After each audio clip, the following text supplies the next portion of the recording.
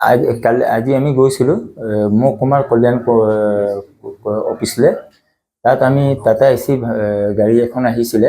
আমি মহকুমাৰ অফিচাৰে ক'লে বোলে আমি গাড়ীখন পোৱা নাই। আমি আটাইতকৈ গাড়ীখনৰ তেওঁলোকৰ একো খবৰ নাই বুলি। কিন্তু আমি গম পোৱাত আমাৰ চফাই কৰ্মচাৰীৰ কাৰণে আমি পিছপৰা এটা জাতি, যে সেই গাড়ীখনলৈ আমি এটা কাগজ দিবলৈ গৈছিলোঁ। তাত কৈছে অফিচে আমি গম নাপাওঁ। কিন্তু আমি গম পোৱা হিচাপত যে এছ টি ডেভেলপমেণ্ট আপোনাৰ মহকুমাৰ অফিচত গুৱাহাটীত এই গাড়ীখন আহিছিলে 32টা। কিন্তু বাকী জিলাবিলাক আমি পিছ পৰি থলোঁ, যে আমি একেবাৰে তলৰ কাষ্টৰ মানুহ, এই গাড়ীটোৰ পৰা আমি কেতিয়াবা পিছ পৰি থাকিলোঁ এই আঁচনিটোৰ পৰা। সেইটো আমি বৰ দুখিত হৈছোঁ। আমি কাগজ দিয়াৰ পিছতে অফিচত কৈছে আমি একো গমেই নাপাওঁ। সেইটোলৈ আমি এতিয়া পত্ৰ এটা দিলোঁ আজি অফিচত। আৰু টাটা এচি গাড়ীখন খেলি আমি শিৱসাগৰ যে বঞ্চিত হ'লোঁ, আৰু বহুত জিলাই বঞ্চিত হ'ল এইটোৰ পৰা। সেইকাৰণে এই গাড়ীখনত দুৰ্নীতি হৈছে বুলি আমি যিমান অভিযোগ মোৰ ওচৰত আছেও কিছুমান অভিযোগ, যে যিবিলাক মানুহ চাকৰি কৰে এই গাড়ীৰ সুবিধাটো তেওঁলোকে ল'লে, নিজৰ ল'ৰাটোৰ নামত লৈছে। আৰু তাতে এচিখন আৰু এইটো আয়োগৰ আমাৰ এতিয়া CM ছাৰে আয়োগ এটা বনাইছিলে, তাক এওঁক ভাইচ চেয়াৰমেন দিলে, মাতাশ্ৰী ৰাও। তেওঁ নিজৰ পিতেকৰ নামত মোহন ৰাৱত নামত গাড়ীটো ল'লে। তেওঁ চৰকাৰে এটা দায়িত্ব দিছে, 45-50 হাজাৰ দৰমহা দিছে, আকৌ পিতেকৰ নামত এই আঁচনিটো লৈছে। কিন্তু বাকী জিলা শিৱসাগৰৰ লগত লৈ বহুত জিলাত এনেকুৱা এই আঁচনিটোৰ পৰা পিছ পৰি থলে। আৰু তেওঁলোকক যেতিয়া খবৰ কৰোঁ, আমাৰ শিৱসাগৰ জিলা হওক বাকী জিলাতো খবৰ কৰিছে, বোলে আমি গমেই নাপাওঁ। অকল গুৱাহাটীৰ পৰা তেওঁলোকে কেনেকুৱা বস্তুটো বিলালে আমি গমেই নাপাওঁ। মানে 10খনমান জিলাতে পাইছে গাড়ীখন। আৰু এই গাড়ীখন মানে যোৰহাটত 2টা পালে, ডিব্ৰুগড়ত 4টা পালে, আৰু তেজপুৰত 4টা, মানে 10খনমান জিলাই পালে। বাকী জিলাত আমি বঞ্চিত হ'লোঁ। এইটোলৈ মই CMৰ ওচৰত মই হৰৰ প্ৰাৰ্থনা এটা জনাওঁ, যে এইটোৰ ওপৰত এটা ইনকুৱাৰী দিব লাগে। কেলৈ চাকৰি কৰা মানুহে এই গাড়ীখনৰ সুবিধাটো পাইছে, টাটা এচিখন।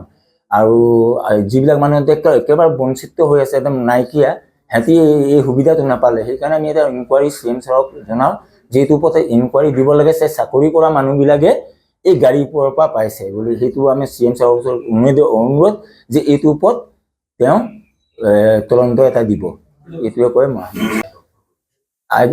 আজি আমি গৈছিলোঁ মহকুমাৰ কল্যাণ অফিচলৈ।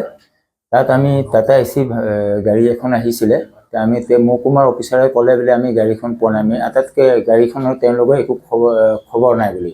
কিন্তু আমি গম পোৱাত আমাৰ চফাই কৰ্মচাৰীৰ কাৰণে আমি পিছপৰা এটা জাতি, যে সেই গাড়ীখনলৈ আমি এটা কাগজ দিবলৈ গৈছিলোঁ। তাত কৈছে অফিচে আমি গম নাপাওঁ। কিন্তু আমি গম পোৱা হিচাপত যে এছ টি ডেভেলপমেণ্ট আপোনাৰ মহকুমাৰ অফিচত গুৱাহাটীত এই গাড়ীখন আহিছিলে 32টা। কিন্তু বাকী জিলাবিলাক আমি পিছ পৰি থলোঁ, যে আমি একেবাৰে তলৰ কাষ্টৰ মানুহ, এই গাড়ীটোৰ পৰা আমি কেতিয়াবা পিছ পৰি থাকিলোঁ এই আঁচনিটোৰ পৰা। সেইটো আমি বৰ দুখিত হৈছোঁ। আমি কাগজ দিয়াৰ পিছতে অফিচত কৈছে আমি একো গমেই নাপাওঁ। সেইটোলৈ আমি এতিয়া পত্ৰ এটা দিলোঁ আজি অফিচত। আৰু টাটা এচি গাড়ীখন খেলি আমি শিৱসাগৰ যে বঞ্চিত হ'লোঁ, আৰু বহুত জিলাই বঞ্চিত হ'ল এইটোৰ পৰা। সেইকাৰণে এই গাড়ীখনত দুৰ্নীতি হৈছে বুলি আমি যিমান অভিযোগ মোৰ ওচৰত আছেও কিছুমান অভিযোগ, যে যিবিলাক মানুহ চাকৰি কৰে এই গাড়ীৰ সুবিধাটো তেওঁলোকে ল'লে, নিজৰ ল'ৰাটোৰ নামত লৈছে।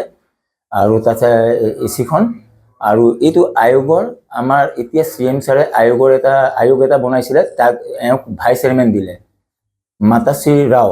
তেওঁ নিজৰ পিতেকৰ নামত মোহন ৰাৱত নামত গাড়ীটো ল'লে। তেওঁ চৰকাৰে এটা দায়িত্ব দিছে, 45-50 হাজাৰ দৰমহা দিছে, আকৌ পিতেকৰ নামত এই আঁচনিটো লৈছে। কিন্তু বাকী জিলা শিৱসাগৰৰ লগত লৈ বহুত জিলাত এনেকুৱা এই আঁচনিটোৰ পৰা পিছ পৰি থলে। আৰু তেওঁলোকক যেতিয়া খবৰ কৰোঁ, আমাৰ শিৱসাগৰ জিলা হওক বাকী জিলাতো খবৰ কৰিছে, বোলে আমি গমেই নাপাওঁ। অকল গুৱাহাটীৰ পৰা তেওঁলোকে কেনেকুৱা বস্তুটো বিলালে আমি গমেই নাপাওঁ। মানে 10খনমান জিলাতে পাইছে গাড়ীখন। আৰু এই গাড়ীখন মানে যোৰহাটত 2টা পালে, ডিব্ৰুগড়ত 4টা পালে, আৰু তেজপুৰত 4টা, মানে 10খনমান জিলাই পালে। বাকী জিলাত আমি বঞ্চিত হ'লোঁ। এইটোলৈ মই CMৰ ওচৰত মই হৰৰ প্ৰাৰ্থনা এটা জনাওঁ, যে এইটোৰ ওপৰত এটা ইনকুৱাৰী দিব লাগে। কেলৈ চাকৰি কৰা মানুহে এই গাড়ীখনৰ সুবিধাটো পাইছে, টাটা এচিখন। আৰু যিবিলাক মানুহ একেবাৰে বঞ্চিত হৈ আছে, একদম নাইকিয়া, সিহঁতি এই সুবিধাটো নাপালে। সেইকাৰণে আমি এটা ইনকুৱাৰী CM ছাৰক জনাওঁ, যে এইটোৰ ওপৰত ইনকুৱাৰী দিব লাগে, চাকৰি কৰা মানুহবিলাকে এই গাড়ীৰ পৰা পাইছে বুলি। সেইটো আমি CM ছাৰৰ ওচৰত অনুৰোধ, যে এইটোৰ ওপৰত তেওঁ তদন্ত এটা দিব, এইটোৱে কয় মই। যিকোনো খবৰৰ বাবে যোগাযোগ কৰক 7099017330 লগতে 7099017110 নম্বৰত।